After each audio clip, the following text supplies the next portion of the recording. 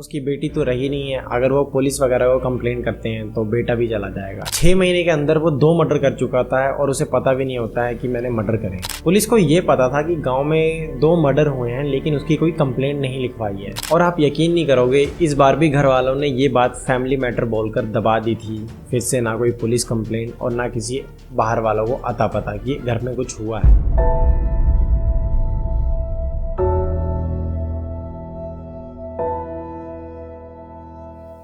इससे पिछली वीडियो में मैंने एक साउथ इंडियन सीरियल किलर की स्टोरी सुनाई थी जो साउथ इंडियन मूवीज से इन्फ्लुएंस होके मर्डर करता था।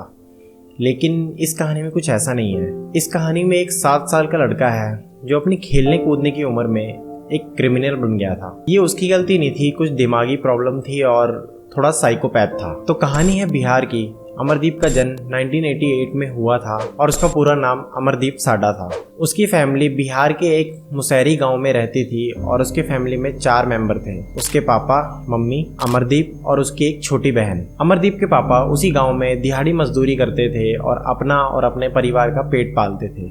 अमरदीप जब 7 साल का हुआ तब उसने अपना पहला मर्डर करा था। सब कुछ ठीक चल रहा था, लेकिन अमरदीप जहाँ रहता था उसी के पड़ोस में उसका एक कजन रहता था। अचानक उसकी एक दिन लाश मिलती है और वो 8 साल का था सिर्फ। किसी ने बहुत भारी चीज से उसके सर पर अटैक करा था, जिससे चोट काफी भारी लग गई थी और उसके शरीर पर कुछ अजीब से निशान भी थे, जैसे लड़ाई झगड़े के होते हैं वैसे निशान भी थे। ऐसी चोट खेलने कूदने या गिरने से नहीं लगती है। तो एक बात तो क्लियर थी कि उसके कजन का मर्डर हुआ था। और घर वालों को कहीं ना कहीं से पता चलता है कि कुछ टाइम पहले अमरदीप अपने कजन के साथ ही था। तो उनको थोड़ा शक तो होता है, लेकिन वो इग्नोर कर देते हैं क्योंकि अमरदीप की उम्र बहुत छोटी होती है, तो उन्हें लगता नहीं है कि ये ऐसा कुछ करेगा। घर वाले इस बात को पुलिस तक नहीं ले जाते हैं और फैमिली मैटर बोलकर दबा देते हैं। अमरदीप जो एक काफी छोटा बच्चा था, उसके दिमाग में कहीं ना कहीं तो कुछ और चल रहा था।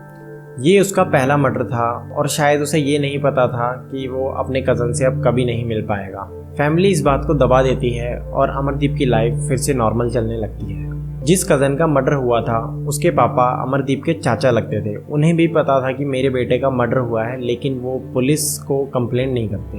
अब कोई कंप्लेंट नहीं करता है तो अमरदीप को पता नहीं होता है क्या गलत है क्या सही है, तो उसकी लाइफ फिर से दोबारा नॉर्मल चलने लगती है। लेकिन अचानक 6 महीने बाद अमरदीप की छोटी बहन जो सिर्फ 6 साल की थी, उसकी लाश मिलती है और उसकी बहन की बॉडी पर भी सेम ही निशान थे जो उसके कज़न की बॉडी पर थे। सर पर गहरी चोट और शरीर पर कुछ लड़ाई झगड़े के निशान। और आप यकीन नहीं करोगे, इस बार भी घर वालों ने ये बात फैमिली मैटर बोलकर दबा दी थी। फिर से ना कोई पुलिस कंप्लेंट और ना किसी बाहर वालों को अता पता कि घर में कुछ हुआ है। फैमिली का कोई भी मेंबर ना पुलिस में कंप्लेंट करता है और ना ही किसी बाहर वालों को पता लगने देता है। उसके फैमिली के दिमाग में भी कैसे कैसे सवाल आते होंगे उस टाइम पे कि उसकी बेटी तो रही नहीं है। अगर वो पुलिस वगैरह को कंप्लेंट करते हैं तो बेटा भी चला जाएगा। इस वजह से ही शायद वो इन बातों को दबा दिया करते थे। 6 महीने के अंदर वो 2 मर्डर कर चुका था और उसे पता भी नहीं होता है कि मैंने मर्डर करे, और इस बात की पुलिस को कानो कान खबर नहीं होती है। इन्हीं के गाँव में घर से कुछ दूरी पर एक बच्ची थी 1 साल की, जिसका नाम खुशबू था और जो अपनी मम्मी के साथ प्राइमरी स्कूल में, गांव के एक प्राइमरी स्कूल में बरामदे में बाहर लेटी हुई थी। कुछ देर के लिए खुशबू की मम्मी घर के काम के लिए वहां से उठती है और अपने बच्ची को 5-10 मिनट के लिए वहां पर अकेला छोड़ देती है। जब वो घर के काम के लिए जा रही होती है तब वो देखती है कि अमरदीप वहीं उसी प्राइमरी स्कूल में वहां उसकी बच्ची के पास खेल रहा होता है। और जब थोड़ी देर बाद वापस आती है तो देखती है उसकी बच्ची वहां पर नहीं थी जहां पर उसने उसे छोड़ा था। तो वो सारा स्कूल ढूंढती है, सारे स्कूल में छानबीन करती है कि कहाँ गई मेरी बच्ची, लेकिन उसकी बच्ची कहीं नहीं मिलती है। वो अमरदीप से भी पूछती है और अमरदीप सिर्फ एक ही चीज कर रहा होता है, वो सिर्फ हंस रहा होता है पागलों की तरह और कुछ नहीं बोल रहा होता है। तो वो बहुत घबरा जाती है और घर जाती है और अपने पति और आस पड़ोस के लोगों से पूछती है कि किसी ने खुशबू को देखा है, तो सब मना कर देते हैं। तो वो और उसकी फैमिली पुलिस स्टेशन जाते हैं खुशबू की कंप्लेंट लिखवाने की वो आज ही गायब हो गई और मुझे तब से मिली नहीं है सुबह से। अब स्कूल से जाते टाइम खुशबू की मम्मी ने सिर्फ वहाँ पर एक ही इंसान को देखा था जो था अमरदीप, लेकिन वो उसे इग्नोर कर देती है कि ये कहाँ गायब करेगा, इसकी उम्र खुद इतनी छोटी है, ये कहाँ करेगा ऐसे काम। पुलिस को ये पता था कि गांव में 2 मर्डर हुए हैं, लेकिन उसकी कोई कंप्लेंट नहीं लिखवाई है। लेकिन उन्हें थोड़ा शक था कि जिसने वो 2 मर्डर करे हैं उसी ने खुशबू को भी गायब करा होगा। पुलिस थोड़ा एक्टिव होती है और खुशबू को ढूंढने लग जाती है, लेकिन खुशबू की मम्मी बार बार कह रही होती है पुलिस से कि अमरदीप उसके पास था, एक बार उससे थोड़ी बहुत पूछताछ करो। लेकिन पुलिस कहती है वो इतना छोटा है, उससे क्या पूछताछ करेंगे, उसे कुछ नहीं पता होगा। लेकिन उसकी मम्मी बार बार प्रेशराइज कर रही होती है कि मैंने उसे लास्ट टाइम अमरदीप को अपनी बेटी के साथ ही देखा था पास में, तो एक बार उससे पूछिए। अमरदीप पूरा साइको हो चुका था उस टाइम पर। पुलिस उससे कुछ भी पूछती वो बस पागलों की तरह हंसता रहता और कोई जवाब नहीं देता था। फिर अचानक अमरजीत ने पुलिस से ये बोला कि मुझे एक बिस्किट चाहिए, तब मैं आपको कुछ चीज़ें बताऊंगा। तो पुलिस वाले ने वहीं किसी पास के बंदे से बोला कि बाहर से बिस्किट ले आना, और उसको दिया और उसने खाया। तो उसने बताया कि मैंने उसके सिर पर पत्थर मार के उसे कहीं सुला दिया है। अब पुलिस वाले उससे पूछते कहाँ सुलाया है, तो वो फिर हंसने लग जाता है और बोलता है मुझे और बिस्कुट चाहिए। पुलिस वालों को थोड़ा अजीब लगा कि वो इतनी कम उम्र में ऐसा कैसे कर सकता है, पर वो खुद अपने मुंह से बोल रहा था कि मैंने उसके सिर पे पत्थर मारकर उसे कहीं सुला दिया है। अब पुलिस वाले फिर से पूछते हैं कि खुशबू को कहाँ सुलाया है, तो वो फिर से बिस्कुट मांगने लगता है। तो पुलिस वाले फिर से उसको बिस्कुट देते हैं और वो बताता है कि स्कूल के ही पास में एक खेत है, वहीं पर सुलाया है। पुलिस वाले बोलते हैं कि हमें दिखाओ। अमरदीप उन्हें वहां लेकर जाता है। वहीं पर एक खेत होता है और उसमें एक छोटा खड्डा होता है। खुशबू की लाश को खड्डे में डालकर उसके ऊपर थोड़ी बहुत घास डाल देता है। पुलिस काफी चौंक जाती है लाश को देखकर। पुलिस को इतना तो कंफर्म हो गया था कि खुशबू के मर्डर में अमरदीप का इन्वॉल्वमेंट है।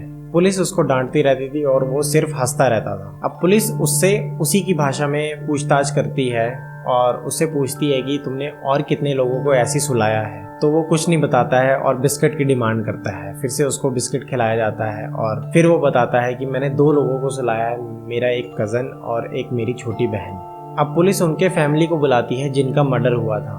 तो अमरदीप के पापा तो पुलिस स्टेशन में ही थे, लेकिन अमरदीप के चाचा को बुलाया जाता है और कुछ देर बाद वो अपनी कहानी बताते हैं कि कैसे 9 महीने पहले इसने अपने कज़न का मर्डर करा था सिर पर पत्थर मारकर, और उसी के ठीक 6 महीने बाद इसने अपनी छोटी बहन का कत्ल करा था। अब अमरदीप को खून या मर्डर के बारे में कुछ खास पता नहीं था, उसे बस मजा आता था ये काम करने में। पुलिस ने उससे पूछा कि तुम जब बच्चों को मार कर ऐसे सुला देते हो तुम्हें कैसा लगता है?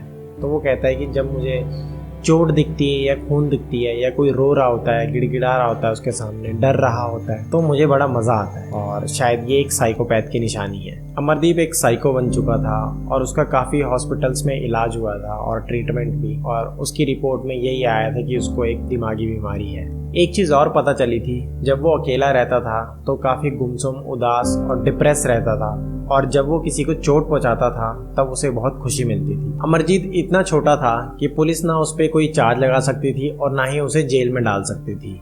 फिर पुलिस कोर्ट से रिक्वेस्ट करती है कि अमरजीत को चाइल्ड करेक्शन होम में रखा जाए और प्रॉपर निगरानी में रखा जाए और एक सेपरेट रूम दिया जाए जिससे वहाँ के और बच्चों की जान को खतरा ना हो। फिर इसे एक सेपरेट रूम में रखा जाता है और इसके ट्रीटमेंट्स भी चल रहे होते हैं। तो एक रिपोर्ट आती है, उसमें पता चलता है कि ये सही गलत में डिफ्रेंशिएट नहीं कर पाता है। इसे यही लगता है कि मर्डर करना एक नॉर्मल चीज़ है, जैसे सबकी नॉर्मल लाइफ चल रही है वैसे ये भी एक नॉर्मल काम ही है। बेसिकली अमरजीत को पता ही नहीं था कि मर्डर होता क्या है और उसे बस एक ये सिंपल सा खेल लग रहा होता है। एक नाबालिग बच्चे को 3 साल से ज़्यादा चाइल्ड करेक्शन होम में नहीं रखा जाता था, लेकिन अमरजीत को तब तक रखा गया जब तक वो 18 साल का नहीं हो गया था, और ये बात सबसे छुपाई गई थी। और उसके दौरान वो डॉक्टर्स की निगरानी में था और उसकी प्रॉपर ट्रीटमेंट और रिपोर्ट्स आती थी। जब अमरदीप वहाँ से बाहर आया तो काफ़ी चेंज हो गया था और उसको एक नई आइडेंटिटी दी थी, क्योंकि लोग उसके पास से उसको जज करते, इसलिए वो एक नए नाम और नई ज़िंदगी के साथ